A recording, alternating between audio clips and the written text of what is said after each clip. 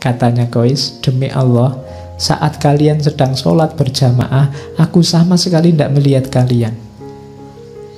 Kenapa? Hatinya hanya fokus pada anjing dan yang dia cintai, Laila.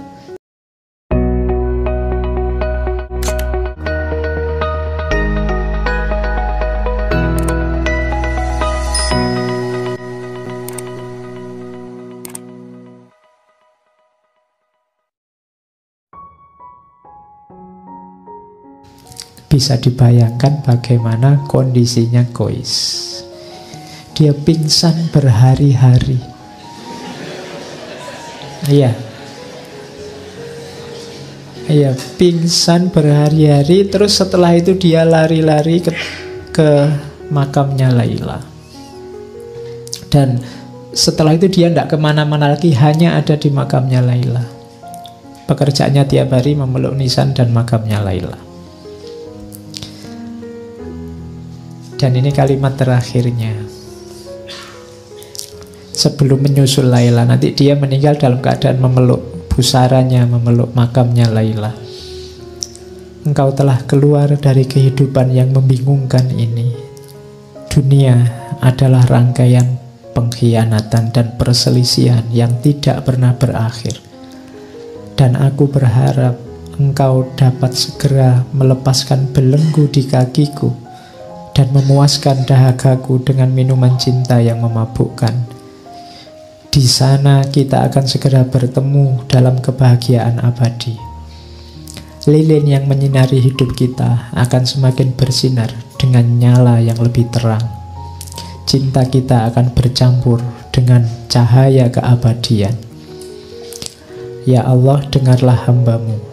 Dalam tatapan cinta, bebaskanlah dia dari segala penderitaan yang menimpanya selama ini.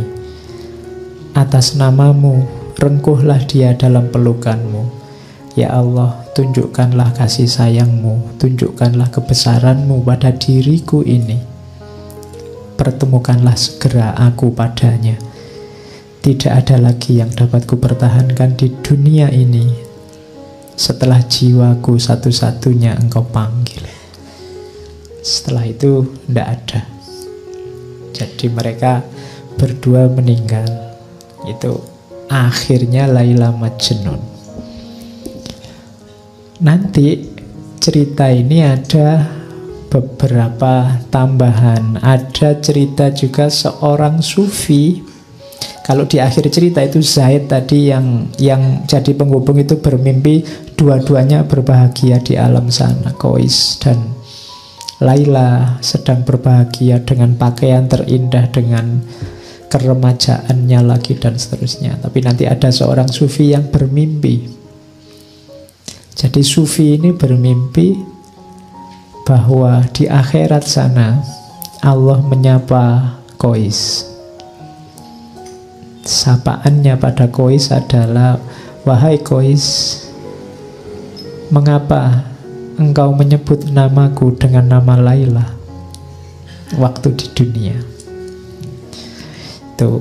Itu sebenarnya ingin menunjukkan bahwa sebenarnya ini kisah tentang cinta ilahiyah. Kisah tentang cinta kepada Tuhan yang sudah mendalam. Itu yang membuat para sufi mabuk Allah. Itu yang membuat yang ada di mulut para sufi itu ketika mengalami puncak rasa cinta itu hanya Allah. Oke. Dan ini cerita Laila Majnun ini banyak diadaptasi macam-macam. Ada beberapa yang saya bawa. Beberapa kali juga sudah saya cerita, misalnya dulu waktu ngomong Rumi. Jadi ini ada kisah dari Rumi tentang Majnun, salah satu teks Majnun. Jadi saya bilang tadi cerita tentang Majnun itu folklore yang sudah beredar di tengah masyarakat. Yang saya bawa malam ini versinya Nizami, tapi versi yang lain banyak. Kalau ini antara lain versi dari Rumi, ada beberapa cerita.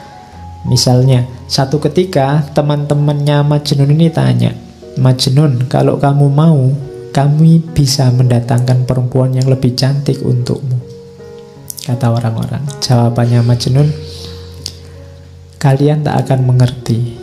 Aku mencintai Laila bukan karena rupa dan penampilannya. Saat memiliki gelas, yang terpenting dan yang paling membahagiakan bukan bentuk gelas itu, melainkan ketika aku bisa menikmati anggur dengan gelas tersebut. Kalian sebaliknya, merasa puas dan cukup dengan bentuk gelas, tapi tak tahu apa yang paling penting dari sebuah gelas. Tak ada artinya gelas emas berhias permata tapi isinya cuka. Wadah tua dan rusak berisi anggur bagiku lebih baik ketimbang 100 gelas emas berisi cuka. Itu kalau bahasa hari ini mungkin jangan lihat casingnya. Kalau sudah jatuh cinta itu casing tidak penting. Orang yang masih ribut dengan rupa, dengan casing, itu sebenarnya belum jatuh cinta. Kalau sudah jatuh cinta tidak penting lagi itu. Makanya katanya Rumi, cinta menjadikan sesuatu tampak menawan, namun yang tampak menawan tak selalu menyebabkan jatuh cinta. Kalau kamu sudah jatuh cinta, seperti apapun kondisi yang kamu cintai akan tampak indah. Itu yang tidak dipahami oleh banyak orang. Tadi kamu mendengarkan ceritanya Laila Majnun kan, mbok sudah nyari yang lain kan banyak. Sesimpel itu yang ada di pikiran kita. Kenapa? Karena kita belum jatuh cinta. Yang sudah dan pernah jatuh cinta pasti ngerti apa nilai yang dicintai, tidak sekedar casingnya. Oke, itu kisah carangan. Kalau di wayang ini kisah petelan yang diambil Rumi. Ada lagi kisah potongan lagi saya bawa. Kalau ini menarik. Satu ketika Kois ini kaget, tiba-tiba ada anjing dari kampungnya Laila sekonyong-konyong berjalan lewat depannya Kois. Kois mengikutinya karena dia pingin segera ketemu Laila. Jangan-jangan ini bisa mempertemukan aku dengan Laila. Di tengah perjalanan Kois melewati sekelompok orang kampung sedang sholat. Mungkin anjingnya lewat masjid mungkin. Tapi Kois tidak lihat mereka karena Kois sedang konsentrasi mengejar anjingnya. Ya. Setelah Kois pulang, orang tadi yang sholat marah-marah pada Kois. Wahai Kois, tadi engkau melewati kami saat sedang sholat. Kenapa kau tidak ikut sholat dengan kami? Kok kamu tidak lihat kita sholat, kamu lewati saja?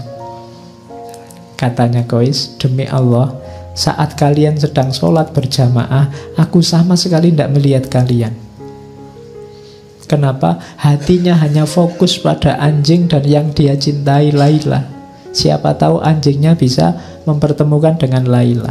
Bila kalian benar-benar cinta pada Allah, sebagaimana diriku cinta pada Laila, pasti kalian tidak melihat aku.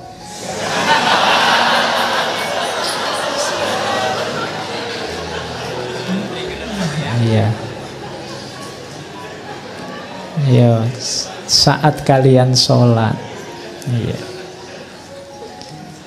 Padahal kalian sedang berbicara dengan Allah, tapi mengapa kalian masih bisa memperhatikan diriku? Aku saja yang mengejar anjing kepunyaan Laila, pujaan hatiku, sama sekali tidak melihat kalian. Jadi ini sindiran luar biasa dari Kois. Ya, aku aja cuma anjing aja sampai lupa sama kalian. Kalian sama Allah loh masih bisa. Iya, sibuk sama diriku. Itu sindirannya Kois pada orang-orang.